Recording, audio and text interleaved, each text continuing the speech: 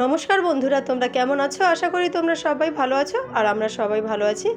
বন্ধুরা দেখো, এখানে আমি এখন শাক কাটতে আসবো। আর এখানে অনেক কুমড়ো শাক হয়ে রয়েছে। আর আজকে তোমাদের একটা কুমড়ো শাকের রেসিপি করে দেখাবো আমি। আর তার জন্য আমি কুমড়ো শাক কাটতে চলে এসেছি।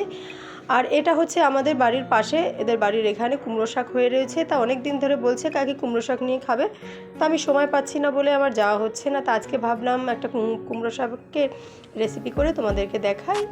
আর তার জন্য আমি কুমড়ো শাক এখান থেকে কিছু পরিমাণ কেটে নেব, তোমরা দেখতে থাকো।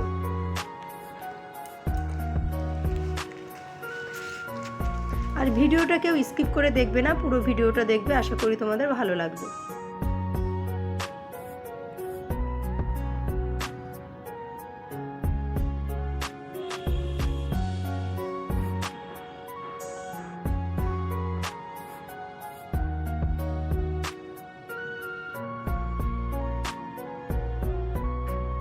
আর এই দেখো বন্ধুরা, আমার কিন্তু কুমড়ো শাক কাটা হয়ে গেছে, একদম মাথার ডগাগুলো আমি কেটে নিয়েছি কিছু। তো বন্ধুরা দেখো, আমি কিন্তু শাক নিয়ে চলে এসেছি কেটে। আর এই দেখো কুমড়ো শাক, অনেক কুমড়ো শাক হয়েছে। আমাকে অনেক দিন থেকে বলছে কাকি কুমড়ো শাক নিয়ে যাও, সময় পাচ্ছি না বলে আনতে পারছি না। তা আজকে নিয়ে আসলাম। আজকে কুমড়ো শাকের রেসিপিটা করে তোমাদেরকে দেখাবো কীভাবে কুমড়ো শাকটা আমি রান্না করছি। আর এই কুমড়ো শাকটা কিন্তু খেতে দারুণ লাগে এই গরমের সময়। আর হচ্ছে কুমড়ো শাকের মধ্যে কিন্তু আমি চিংড়ি মাছ দিয়ে রান্না করবো। তো তোমরা দেখতে থাকো। তার মধ্যে আমি শাকটা সুন্দর করে কেটে বেছে ধুয়ে তোমাদের সাথে আবার কথা হচ্ছে। আমার কিন্তু কুমড়ো শাক কাটা বাচ্চা কমপ্লিট হয়ে গেছে। আর এই যে আমি জল দিয়ে সুন্দর করে ভিজিয়ে রেখেছি। আর কুমড়ো শাকের মধ্যে কিন্তু কিছু আলু কেটে নিয়েছি, দুটো আলু দেবো আমি এর মধ্যে, তাই আলুটাও এর মধ্যে ভিজিয়ে রেখেছিলাম জলের মধ্যে। আর যে কোনো শাক আপনারা জল দিয়ে ভিজিয়ে রাখবেন, যা নোংরা থাকবে সব নিচে পড়ে যাবে। আর ধুতেও ভালো সুবিধা হয়, কোনো নোংরা থাকে না। আর এই কুমড়ো শাকটা আমি রান্না করবো হচ্ছে চিংড়ি মাছ দিয়ে। চিংড়ি মাছগুলো আমি বেছে নিয়েছি। তো বন্ধুরা, আমি এখন রান্নাটা শুরু করলাম। এখানে তেল গরম করতে দিয়েছি কড়ার মধ্যে, সেখানে আমি ফোড়ন দিয়ে দিয়েছি কালো জিরে। এই কালো জিরেটা একটুখানি হবে, অল্প হালকা একটু ভাজা ভাজা হবে, হয়ে গেছে। এখন আমি এই কালো জিরের মধ্যে দিয়ে দেব কাঁচা লঙ্কা, চিড়ে রেখেছিলাম কাঁচা লঙ্কা দিয়ে দিলাম। কাঁচা লঙ্কা দেওয়ার পর একটু নাড়িয়ে চাড়িয়ে আমি শাকগুলোকে দিয়ে দিয়েছি। শাকগুলোকে দিয়ে সুন্দর করে একটু নাড়িয়ে চাড়িয়ে নিতে হবে।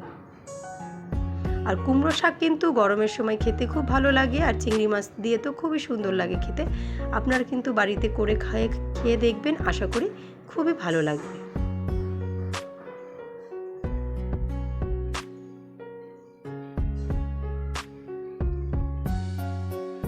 কুমড়ো শাকটা কিন্তু নাড়িয়ে চাড়িয়ে নিয়েছি। আর দেখো বন্ধুরা, আমার কিন্তু শাকটা অনেকটাই মজে গেছে, অনেকটা শাক ছিল।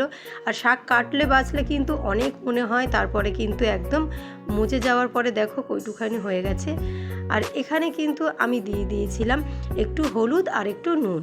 হলুদ আর নুন দিয়ে আমি ভালো করে শাকটাকে আস্তে আস্তে করে একটু ভেজে ভেজে নিয়েছিলাম। তারপরে পুরো ভাজবে না, একটু হালকা হালকা নিয়ে নিতে হবে ভেজে।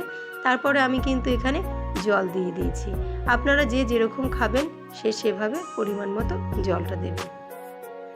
আর নুন হলুদ যখন দিয়েছি ওটা দেখাতে পারলাম না বন্ধুরা, এখানে আমি নুন হলুদটা দিয়ে দিয়েছিলাম আগে শাকের মধ্যে। নুন হলুদ দিয়ে তারপর একটু হালকা হালকা নাড়িয়ে নিয়েছিলাম। তা এখন আমি ঢেকে দিলাম। আর ঢেকে দেওয়ার পরে 10 থেকে 15 মিনিট পর বন্ধুরা আমি চলে এসেছি। আর এই দেখো শাকটা কিন্তু আমার প্রায় হয়ে এসেছে, গলে গেছে। এখন আমি যে চিংড়ি মাছটা ভেজে নিয়েছিলাম, চিংড়ি মাছটা আমি এখন শাকের মধ্যে দিয়ে দিলাম।